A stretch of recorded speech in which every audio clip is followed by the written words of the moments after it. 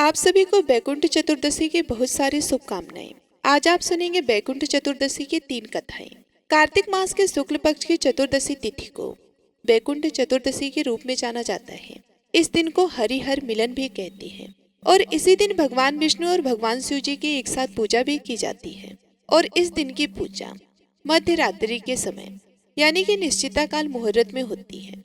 मान्यता है कि आज के पवित्र दिन पूरे विधि विधान से व्रत रखने के बाद पूजा को करने से बैकुंठ धाम की प्राप्ति होती है। बैकुंठ चतुर्दशी का व्रत करने से परिवार में सुख समृद्धि धन वैभव में वृद्धि होती है, निरोगी को काया प्राप्त होती है।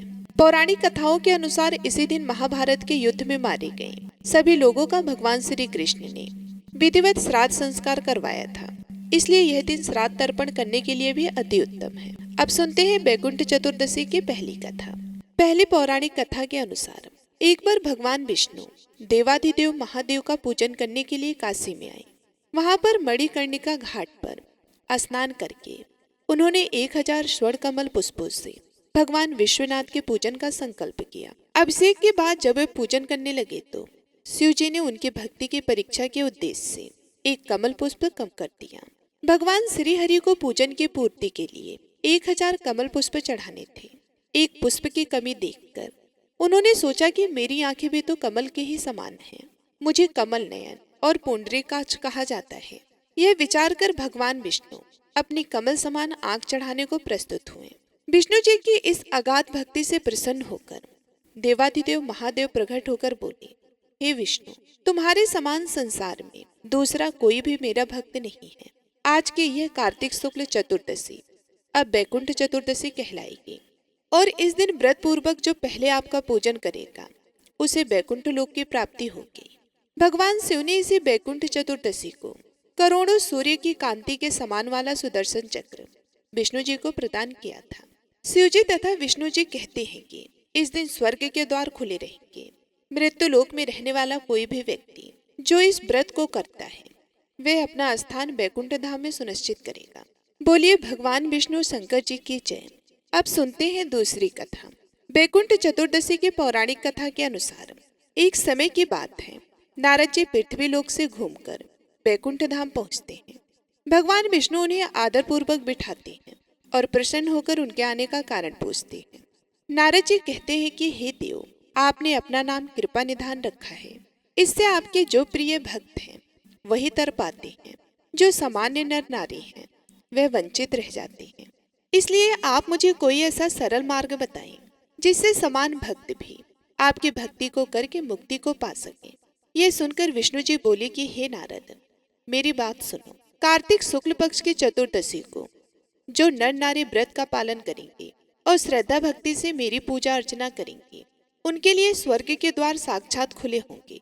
इसके बाद विष्णु जी जय विजय को बुलाते हैं और उन्हें कार्तिक चतुर्दशी को स्वर्ग के द्वार खुला रखने का आदेश देते हैं। भगवान विष्णु कहते हैं कि इस दिन जो भी भक्त मेरा थोड़ा सा भी नाम लेकर पूजन करेगा वह बैकुंठ धाम को प्राप्त करेगा।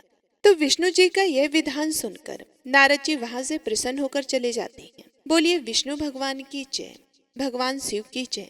तीसरी कथा के अनुसार एक समय की बात है, धनेश्वर नाम का एक ब्राह्मण था जो बहुत बुरे कर्म करता था।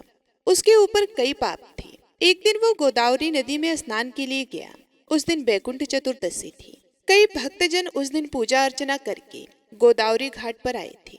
उस भीड़ में धनेश्वर भी उन सभी के साथ था। इस प्रकार उन श्रद्धालुओं के स्पर्श के कारण धनेश्वर को भी पुण्य मिला। जब उसकी मृत्यु हो गई तब उसे यमराज लेकर गए और नरक में भेज दिया। तब भगवान विष्णु ने कहा कि ये बहुत पापी है, पर इसने बैकुंठ चतुर्दशी के दिन गोदावरी में स्नान किया और श्रद्धालुओं के पुण्य के कारण इसके सभी पाप नष्ट हो गए, इसलिए इसे बैकुंठ धाम मिलेगा। अतः धनेश्वर को बैकुंठ धाम की प्राप्ति हुई। बोलिए विष्णु भगवान की जय। अब अगली कहानी आप सभी लोग सुनेंगे एक बुढ़िया की। एक गांव में एक बुढ़िया रहती थी। उसके पास एक बछड़ी थी। बुढ़िया ने अपनी बछड़ी का नाम रखा था रानी कपूर। कार्तिक के महीने में बुढ़िया पुष्कर नहाने के लिए जा रही थी तो उसने पड़ोसन के पास जाकर कहा कि तुम ऐसा करना, मेरी रानी कपूर को चारा डाल देना और एक पानी का भरकर कुंडा उसके पास रख देना। ऐसा कहकर बुढ़िया तो स्नान करने के लिए पुष्कर चली गई। अब पीछे से बुढ़िया के कहे अनुसार उसकी पड़ोसन रोजाना चारा डाल देती और पानी का एक कुंडा भर करके रख देती। एक दिन पड़ोसन को ध्यान नहीं रहा और रानी कपूरा को खाने के लिए कुछ नहीं मिला, तो वे सारा दिन भूख से मरती रही। अत्यधिक भूख के कारण वे इधर उधर चक्कर लगा रही थी कि उसके गले से रस्सी टूट गई और वे एक कुंड के पास चली गई। वहां उसने जैसे ही पानी पीने के लिए अपना मुंह नीचे किया तो वे कुंड में गिर गई। कुंड में गिरने से ही उसका स्नान हो गया। सारा दिन की भूखी तो थी ही, तो पानी में गिरने से उसकी मौत हो गई। उस दिन बैकुंठ चौदस थी और वे बैकुंठ में गई। बुढ़िया पुष्कर नहाकर आई। पड़ोसन से पूछने लगी कि मेरी रानी कपूरा कहाँ है? तो पड़ोसन बोली कि वह तो मर गई। तो बुढ़िया ने उससे पूछा कि उसने कितने कार्तिक स्नान किए? तो पड़ोसन बोली कि ज्यादा तो नहीं, सिर्फ एक दिन बैकुंठ चौदस नहाई थी। बैकुंठ चौदस के पुण्य से रानी कपूरा ने अगले जन्म में राजा के घर में जन्म लिया। इसलिए महीना भर स्नान जो ना कर सके तो उसे चौदस के दिन स्नान जरूर करना चाहिए और व्रत रखना चाहिए और कार्तिक मास महात्म की संपूर्ण कथा भी सुननी चाहिए। कहते हैं कि ऐसा करने से हमें कार्तिक महास्नान का पूरा फल मिल जाता है। और जो लोग भी कार्तिक मास महात्म का कथा सुनना चाहते हैं वे हमारे चैनल पर जाकर सुन सकते हैं, क्योंकि एक बार कार्तिक मास में इस महात्म को अवश्य सुनना चाहिए। इस दिन पंचभीखु व्रत कथा भी अवश्य सुननी चाहिए, क्योंकि कार्तिक माह के अंतिम 5 दिन व्रत किए जाते हैं जिन्हें पंचभीखु व्रत के नाम से जाना जाता है। अगर 5 दिन व्रत ना कर सके तो एकादशी के दिन, द्वादशी के दिन और बैकुंठ चतुर्दशी के दिन व्रत करती है, तो हमें पंचभीखु की कथा भी अवश्य सुननी चाहिए। तो आइए अपने मान सम्मान की रक्षा के लिए सुनते हैं पंचभीखु की व्रत कथा। बोलिए पंचभीखु भगवान की जय हो। किसी गांव में एक साहूकार रहता था और उसका एक बेटा और बहू भी उसके साथ ही रहते थे। साहूकार की बहू कार्तिक मास में रोज सवेरे उठकर गंगा स्नान करने के लिए जाती। सुबह जल्दी जाते समय वे किसी भी पराये पुरुष का मुंह नहीं देखती थी। यह उसका रोज का नियम था। एक राजा का बेटा भी सुबह सवेरे गंगा स्नान करने के लिए जाया करता। वे हैरान होता कि मैं इतनी जल्दी उठता हूँ स्नान करने के लिए, लेकिन कोई तो है जो मुझसे भी जल्दी उठकर स्नान कर लेता है। कार्तिक माह के 5 दिन बचे थे कि एक दिन साहूकार की बहू तो स्नान करके वापस जा रही थी और उस समय राजा का वह बेटा स्नान करने के लिए आ रहा था। आवाज सुनकर बहू जल्दी जल्दी जाने लगी, लेकिन जल्दबाजी में उसकी माला मोजड़ी वहीं छूट गई। राजा के बेटे ने उसकी माला और मोजड़ी उठा ली और सोचने लगा कि जिस स्त्री की यह माला मोजड़ी इतनी सुंदर है वह स्त्री खुद कितनी सुंदर होगी। तब उसने पूरे गांव में घोषणा करवा दी कि यह जिसकी माला और मोजड़ी है वह 5 रात मेरे पास आएगी। साहूकार के बेटे की बहू ने कहलवा दिया कि मैं 5 रात आऊंगी, लेकिन किसी को साग भरने बैठा देना। राजा के बेटे ने एक तोते को पिंजरे में बंद कर गंगा किनारे पेड़ पर टांग दिया। बहू सुबह के समय आई, पहली पैड़ी पर पैर रखा और बोली कि हे कार्तिक के ठाकुर, राई दामोदर, 5 पांडु, छठे नारायण भिखम राजा, उस पापी को नींद आ जाए। राजा के बेटे को नींद आ गई। बहू नहा धोकर चलने लगी तो तोते से बोली कि सुआ सुआ, तेरे गल डालूंगी हीरा, मेरी साग भरियो बीरा। सुआ बोला कि कोई बीर भी साग भरता है क्या?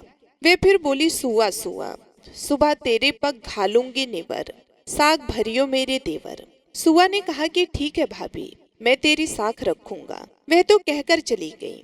राजा का बेटा हड़बड़ा कर उठा और सुआ से पूछा कि सुआ सुआ, वह आई थी, कैसी थी? सुआ बोला कि आभा की सी बिजली, होली की सी झल, केला की सी कामनी, गुलाब का सा रंग। अगले दिन राजा के बेटे ने सोचा कि आज मैं अपनी उंगली में चीरा लगाऊंगा, इससे मुझे नींद नहीं आएगी। अगले दिन राजकुमार उंगली चीर कर लेट गया। वह आई और भगवान से उसी तरह प्रार्थना करने लगी और राजकुमार को फिर से नींद आ गई। वह स्नान करके फिर से वापस चली गई। सुबह राजकुमार ने तोते से फिर पूछा तो उसने वही सारी बातें दोहरा दी। अब राजकुमार बोला कि मैं आज रात में आंखों में मिर्ची डालकर बैठूंगा। रात में वह मिर्ची डालकर बैठ गया। बहू फिर आई और प्रार्थना की, जिससे उसे फिर से नींद आ गई। राजकुमार ने तोते से बहू के आने की बात पूछी।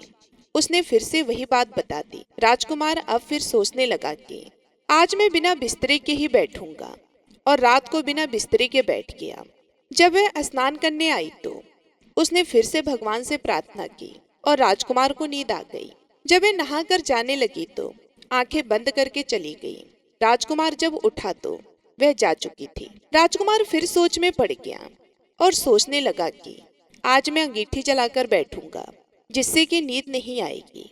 फिर वे रात को अंगीठी रखकर बैठ गया। साहूकार की बहू आई और वे भगवान से प्रार्थना करने लगी कि आपने 4 रातें तो निकाल दी, अब यह रात और निकाल दो। भगवान ने उसकी बात रख ली और राजकुमार को नींद आ गई। जब वे नहाकर जाने लगी तो तोते से बोली कि इस पापी को कह देना कि 5 रातें पूरी हो चुकी हैं, वह मेरे मोतियों की माला मेरे घर भिजवा दे। सुबह राजकुमार की आंखें खुली तो उसने तोते से पूछा कि क्या वह आई थी, तो तोते ने कहा कि हाँ, वह आई थी और उसने अपनी माला मंगवाई है। यह सुन राजकुमार सोचने लगा कि वह तो सच्ची थी, तभी तो भगवान ने भी उसका सत रखा। कुछ समय के बाद राजकुमार को कोढ़ हो गया। राजा ने ब्राह्मण को बुलाकर पूछा कि मेरे बेटे का शरीर क्यों जल रहा है। ब्राह्मण ने विस्तार से सारी बात राजा को बताई कि इसने क्या किया था। ब्राह्मण ने कहा कि इसने पतिव्रता स्त्री पर बुरी नजर डाली, इसलिए यह इस रोग से पीड़ित हुआ है। राजा ने इसके ठीक होने का उपाय पूछा तो ब्राह्मण ने कहा कि ये उस साहूकार की बहू को धर्म की बहन बनाए और रोज उसके नहाए हुए जल से यह स्नान करे, तब यह ठीक हो सकता है। राजा साहूकार की बहू की माला लेकर साहूकार के घर गया और बोला कि यह माला आपके पुत्र वधू की है, इसे ले और आपकी बहू के नहाए हुए जल से मेरे बेटे को नहला दे। साहूकार बोला कि वह तो किसी पराये पुरुष का मुंह तक नहीं देखती, आप उसे इस नाली पर बिठा दीजिए। जब वह ऊपर नहाएगी तब नीचे इस नाली के पानी से आपका पुत्र नहा लेगा।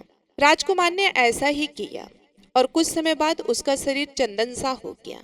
हे पंच भिखु देवता, जैसे आपने साहूकार की पुत्र वधू का सत रखा, वैसे ही सभी का रखना। पूनो नहाई पड़वा नहाई, 5 रतन पंच तीरथ, पंच भीखम नहाई। 1 टका मेरी गांठ में सुनियो रघुराई, आधे का लाई आंवला आधे की राई। राई दामोदर सांवला, जिसने सृष्टि रचाई। राजा के घर उतरी पुतरी बन आई, राजा लाया ब्याह के रानी बनाई। 4 चक्कर 4 मक्कर 4 दिए की लौ, मैं तुझसे पूछूं श्री कृष्ण जी कब निस्तारा होए। जब आएगा कार्तिक का महीना तब निस्तारा होए। प्रेम से बोलिए कार्तिक के राई दामोदर की जय। आइए सुनते हैं गणेश जी की एक छोटी सी कहानी। बोलो गणेश भगवान की जय हो। एक समय की बात है, एक तालाब में एक मेढक और एक मेढकी रहा करते थे। मेढकी हमेशा सुबह जल्दी उठती और तालाब से बाहर आकर पाल पर बैठ जाती और 1.15 पहर दिन चढ़ने तक गणेश जी की पूजा किया करती थी। मेढकी का इस तरह गणेश जी की पूजा करना मेढक को बिल्कुल भी अच्छा नहीं लगता था। वे कहता था कि कौन है गणेश जी, मैं तो किसी गणेश जी को नहीं मानता हूँ। गार खाती है ना मिट्टी खाती है, भूखी प्यासी पाल पर बैठी रहती है। मुझे देखो कितना हट्टा कट्टा हूँ, कोई विनायक जी की पूजा नहीं करता हूँ। पर मेढकी पर मेढक की बातों का कोई असर नहीं होता। मेढक रोजाना इसी तरह से चिल्लाता रहता। तो ये सुनते सुनते एक दिन गणेश जी भगवान नाराज हो गए और गणेश जी की माया से उसी तालाब पर राजा की एक दासी पानी भरने के लिए आती है और घड़े में जैसे ही पानी भरती है तो मेढक और मेढकी पानी के साथ उसी घड़े में चले जाती हैं। तो वे घर ले जाकर उस पानी के घड़े को भट्टी पर चढ़ा देती हैं और नीचे से आग जला देती हैं। तो जैसे ही पानी गर्म होता है तो मेढक तो बुरी तरह से जलने लगता है और जोर जोर से चीखने लगता है और मेढकी अपने गणेश जी की पूजा में लगी रहती है। तो वे कहता है कि मेढकी, मैं तो गर्म पानी में जल रहा हूँ और तुम आराम से बैठी हो। तो वे बोली, नहीं, मैं तो बिल्कुल नहीं जल रही, मुझे तो ठंडी ठंडी हवा आ रही है। तो मेढक कहने लगा कि कैसी बातें कर रही हो, घड़े के अंदर पानी उबल रहा है और तुम कह रही हो कि मुझे तो ठंडी हवा आ रही है। तो मेढकी कहने लगी कि मैं तो गणेश जी की पूजा करती हूँ और गणेश जी भगवान मेरी रक्षा करते हैं। तो यह सुनकर मेढक कहने लगा कि आज तो तेरे गणेश जी का ध्यान कर, हम इस मुसीबत से छूट जाएं, हमारी जान बच जाए। फिर आज के बाद मैं भी तुम्हारे साथ रोजाना 1.15 पहर दिन चढ़ने तक गणेश जी की पूजा किया करूंगा। तब तक कुछ भी नहीं खाऊंगा, पूजा करने के बाद ही गार मिट्टी खाया करूंगा। तो मेढक के कहने पर मेढकी ने मन ही मन गणेश जी का स्मरण किया। तो गणेश जी की माया से वहां पर 2 सांड लड़ते हुए आए और उस मटके से टकरा गए। मटका फूट गया और मेढक और मेढकी बाहर निकलकर तालाब में पहुंच गए। अब मेढक को गणेश जी की माया समझ में आ गई। अब वे भी रोजाना मेढकी के साथ सवा पहर दिन चढ़ने तक तालाब की पाल पर बैठकर गणेश जी भगवान की पूजा अर्चना किया करता था। हे गणेश जी महाराज, जैसे आपने मेढक और मेढकी की रक्षा की, वैसी ही हमारी और हमारे परिवार की रक्षा करना। सुख समृद्धि सुख सौभाग्य बनाए रखना। बोलो गणेश जी महाराज की जय। अब आइए सुनते हैं कार्तिक स्नान की पहली कहानी, इल्ली और घुड़ की, जिसे कार्तिक के महीने में जरूर सुनना चाहिए। बोलो लक्ष्मीपति नारायण की जय हो। बहुत समय पहले की बात है, एक इल्ली और घुड़ रहा करते थे। दोनों में अच्छी दोस्ती थी। जहाँ भी जाते साथ साथ जाते। तो एक बार कार्तिक का महीना आया तो राजा की बेटी कार्तिक स्नान के लिए जा रही थी।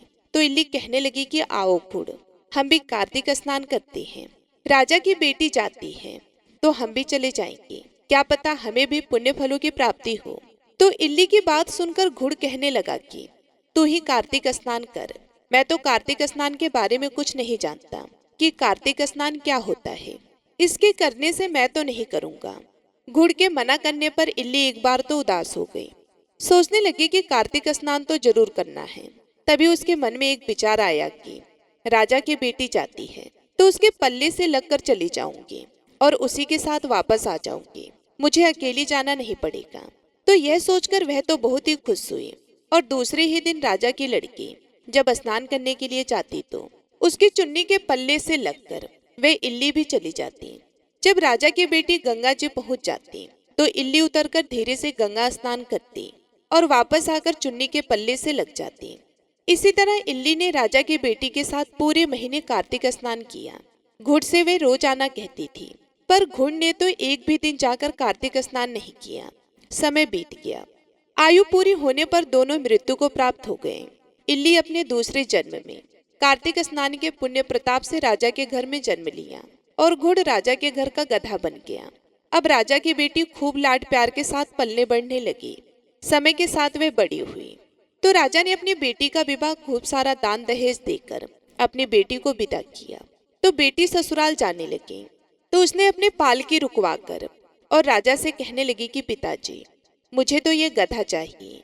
तो अपनी बेटी के मुंह से इस तरह की बात सुनकर राजा को बड़ी ही हैरानी हुई। राजा कहने लगी कि बेटी, तुम चाहे तो धन और दौलत ले जा, पर इस गधे को मत लेकर जा।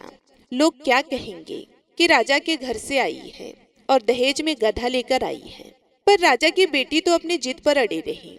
कहने लगी कि पिताजी, मुझे और कोई दान दहेज नहीं चाहिए, मुझे तो बस ये गधा दे दो, सब कुछ मिल जाएगा। राजा को आखिर अपनी बेटी के आगे झुकना पड़ा और उस गधे को रथ से बंधवा दिया।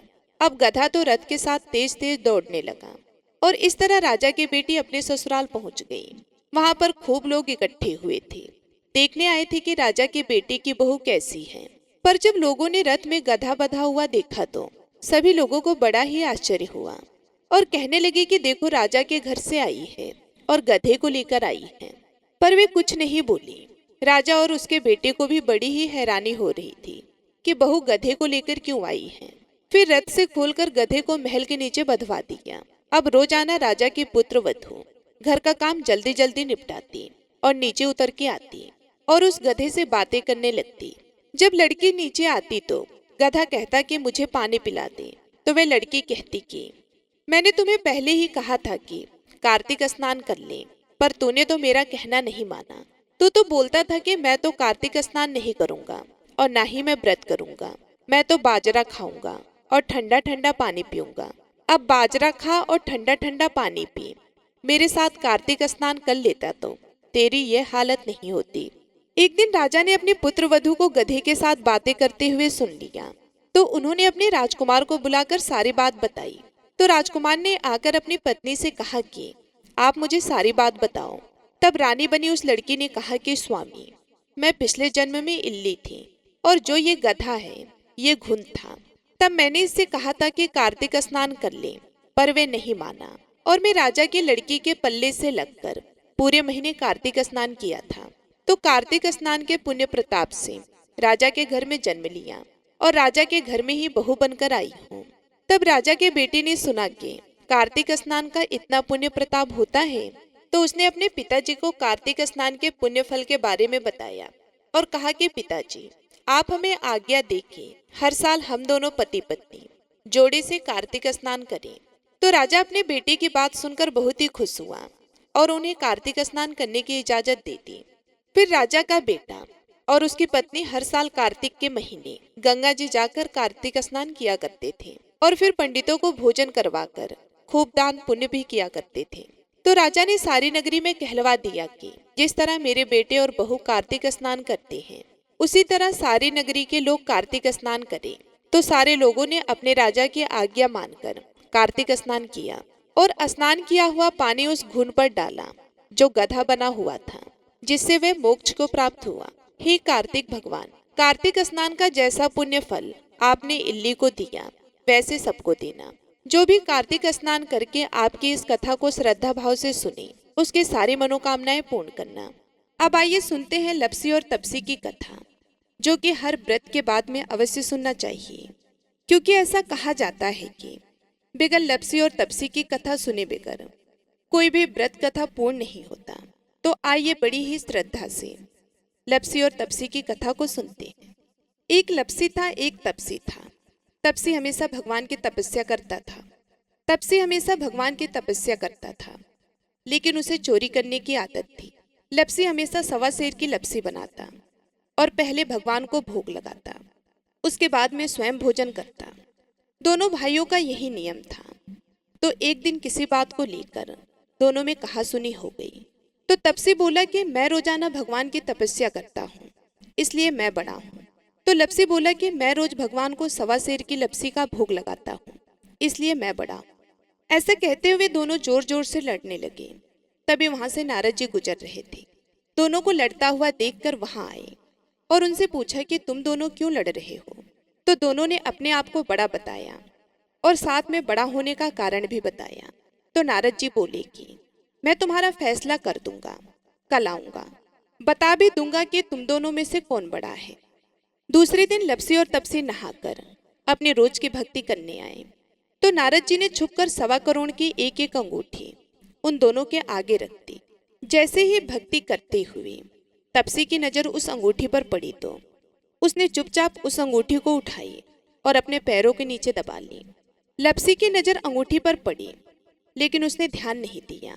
उसने पहले भगवान को भोग लगाया और फिर स्वयं भोजन करने के लिए बैठ गया। थोड़ी देर बाद नारद जी सामने आए। तो दोनों ने पूछा कि अब बताओ, हम में से कौन बड़ा है। तो नारद जी ने तपसी से खड़ा होने के लिए कहा तो वे खड़ा हुआ। तो उसके पैर के नीचे दबी हुई अंगूठी दिखाई दी। तो नारद जी ने तपसी से कहा कि तपस्या तो तुम रोज करते हो, लेकिन इतनी तपस्या करने के बाद भी तुम्हारी चोरी करने की आदत नहीं गई। ये अंगूठी मैंने ही तुम दोनों के आगे रखी थी। मैं ये देखना चाहता था कि तुम दोनों में से किसके मन में लालच है। तो तुझे तो अंगूठी दिखाई पड़ते ही झट से अपने पैरों के नीचे दबा ली। लेकिन लप्सी का ध्यान अंगूठी पर जाने के बाद भी लप्सी ने अंगूठी को नहीं उठाया और ना ही ध्यान दिया। उसने सिर्फ अपने भगवान जी में ध्यान रखा, उन्हें भोग लगाया और बाद में स्वयं भोजन करने लगा। इसलिए लप्सी बड़ा है और तुम्हें तुम्हारी तपस्या का कोई भी फल मिलने वाला नहीं है। जितनी चाहे मर्जी तुम तपस्या कर लो, तुम्हें इसका कोई भी फल नहीं मिलेगा। तो तपसी को यह सुनकर बहुत ही दुख हुआ और वे शर्मिंदा होकर नारद जी से माफी मांगने लगा और कहने लगा, आज तक की मेरी गलती माफ करो और मुझे बताओ कि मेरी तपस्या का फल कैसे मिलेगा। आज के बाद कभी भी मैं चोरी नहीं करूंगा। तो नारद जी ने कहा कि यदि कोई गाय और कुत्ते को रोटी नहीं बनाएगा तो उसका फल तुझे मिलेगा। यदि कोई आदमी ब्राह्मण को भोजन करवा कर उसे दक्षिणा नहीं देगा तो उसका फल भी तुझे ही मिलेगा।